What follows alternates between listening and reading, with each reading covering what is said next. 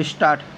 प्रधानमंत्री नरेंद्र मोदी ने global fitness fest को संबोधित करते हुए यह सही कहा कि साइबर धोखाधड़ी रोकना और डिजिटल समझ बढ़ाना आवश्यक है, लेकिन इस आवश्यकता की पूर्ति के लिए सरकार और उसकी एजेंसियों को सक्रिय होना होगा।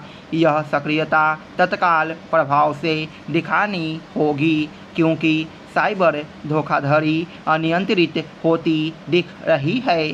देश के विभिन्न हिस्सों से प्रतिदिन साइबर धोखाधड़ी के मामले सामने आ रहे हैं। साइबर अपराधी लोगों को ठगने के लिए जिस तरह नए नए तरीके अपना रहे हैं, उससे तो ऐसा लगता है कि उन्होंने ठगी का सुगठित तंत्र विकसित कर लिया है। इसकी अनदेखी नहीं की जा सकती कि कुछ समय पहले तक झारखंड का जामतारा क्षेत्र साइबर ठगों की हरकतों के लिए कुख्यात था, लेकिन अब देश में जगह जगह जामतारा बन गए हैं। साफ है कि पुलिस और साइबर अपराध रोकने वाली एजेंसियां प्रभावी नहीं सिद्ध हो पा रही है। आखिर जब देश की सीमाओं के भीतर सक्रिय साइबर अपराधियों पर लगाम नहीं लगाई जा पा रही है, तब फिर उन पर कैसे लगाम लगेगी जो विदेश में रहकर लोगों को ठग रहे हैं। साइबर अपराधियों का दुस्साहस किस तरह बढ़ रहा है, इसका पता इससे चलता है कि पहले वे लोगों को बहकाकर या लालच देकर ठगते थे, अब वे डरा धमकाकर वसूली कर रहे हैं। यह भी साइबर अपराधियों के बढ़ते दुस्साहस का ही प्रमाण है कि वे फर्जी कॉल सेंटर तक स्थापित कर ले रहे हैं। साइबर अपराध रोकने के लिए एक ओर जहां पुलिस एवं अन्य एजेंसियों को सक्षम बनाने की आवश्यकता है, वहीं दूसरी ओर नियम कानूनों को दुरुस्त करने की भी ज़रूरत है।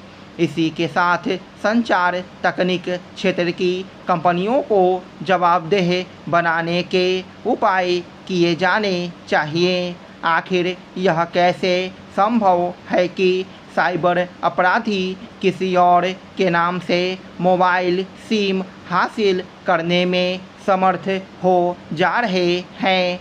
कई बार यह देखने में आया है कि कुछ मामलों में टेक कंपनियां संदिग्ध साइबर अपराधियों का वितरण देने में आनाकानी करती है। सरकार को ऐसी कंपनियों के खिलाफ कठोरता का परिचय देने में संकोच नहीं करना चाहिए। यह स्वीकार्य नहीं कि ऐसी कंपनियां गोपनीयता के नाम पर साइबर अपराधियों के पक्ष में खड़ा होना पसंद करें। यह सही है कि साइबर अपराध के प्रति लोगों को भी सजग होना होगा और उन्हें लालच में आने से बचना होगा, लेकिन यह काम रातों रात नहीं हो सकता।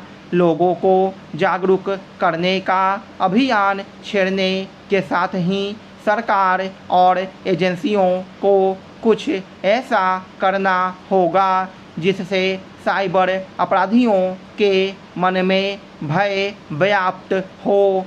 अभी तो वे पूरी तरह बेलगाम और बेखौफ दिखते हैं।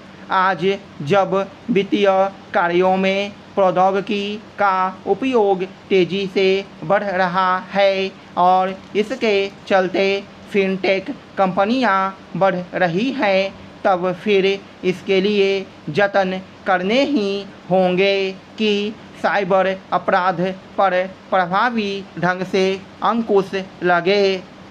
बिहार के मुख्यमंत्री नीतीश कुमार द्वारा जातिगत जनगणना के आंकड़े उजागर करने के बाद जाति आरक्षण और उसके वर्गीकरण पर बहस पहले से तेज हो चली है। उल्लेखनीय है कि वीपी सिंह सरकार द्वारा मंडल कमीशन की अनुशंसाएं लागू करने के समय पिछड़ों की संख्या 52% आंकी गई थी, लेकिन बिहार की जातिवार गिनती में इसके 65% रहने का अनुमान है।